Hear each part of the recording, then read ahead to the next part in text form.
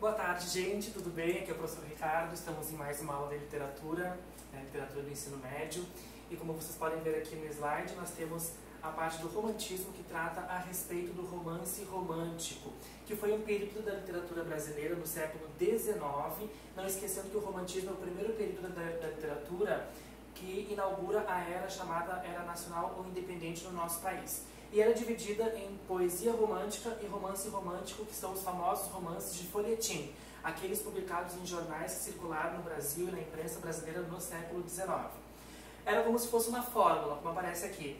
Tratavam de harmonia, que era igual à felicidade, a desarmonia, que passava pelos conflitos, pelo patriarcalismo também das grandes famílias, e também muitos desses romances, uns apresentavam finais felizes, outros nem tanto.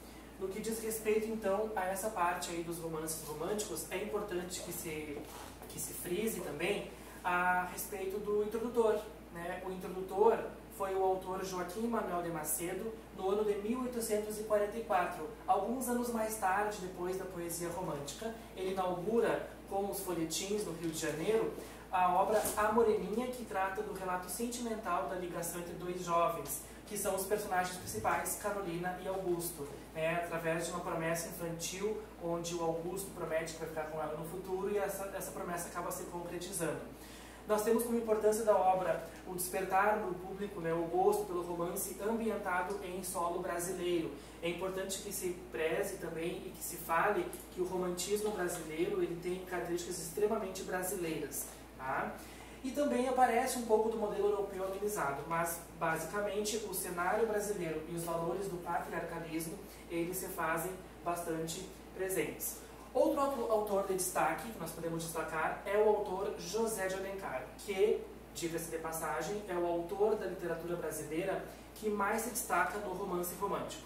Ele é um dos autores que tem várias temáticas, passa por romances históricos, urbanos, indianistas, regionais. Ele é o autor do romantismo brasileiro, da prosa do romantismo brasileiro, de maior destaque. A importância da sua obra na concretização de investidas pela liberação e autonomia da literatura brasileira abre caminho para que outros autores possam expressar melhor a nossa realidade. Então foi com ele, iniciando com ele, que o romance brasileiro ganhou cada vez mais destaque. E o projeto nacionalista revelado o Brasil em termos geográficos e históricos. E aqui entra, como eu falei anteriormente, os romances regionalistas escritos pelo autor. Ainda do José de Alencar, aqui está o ano do nascimento e falecimento dele, nós temos os diversos romances e as temáticas, né? Urbanos, indianistas, regionalistas e históricos. Os urbanos traz como cenário a cidade do Rio de Janeiro, né? Com 5 minutos, a Viuvinha, Lucila, a Diva, a Senhora, que são os títulos de destaque.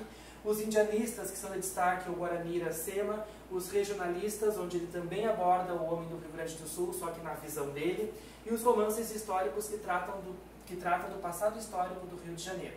Lembrando mais uma vez que o Rio de Janeiro é a cidade, no século XIX, capital do Brasil, e que traz como pano de fundo, como cenário para a maioria dos romances românticos. E também nós temos que levar em consideração outros autores denominados sertanistas, porque nas suas obras traz o sertão nordestino como destaque. Bernardo Guimarães, Visconde de Taunay e Franklin Távora. Ao lado aparecem aqui as obras, os seus títulos. E também nós temos aqui Manuel Antônio de Almeida, com a obra Memórias de um Sargento de Milícias, com algumas perguntas aqui a serem respondidas, né, que são perguntas que a gente vai desenvolver melhor nas próximas aulas. E também nós temos aqui, para encerrar, o teatro romântico com o escritor Martins Pena. Tá? Ele é o autor de destaque no teatro romântico, também dentro do século XIX, e que traz aí a parte do teatro romântico que, infelizmente, ainda não é muito comentado, mas ele é um dos autores de destaque que aparece aí no século XIX.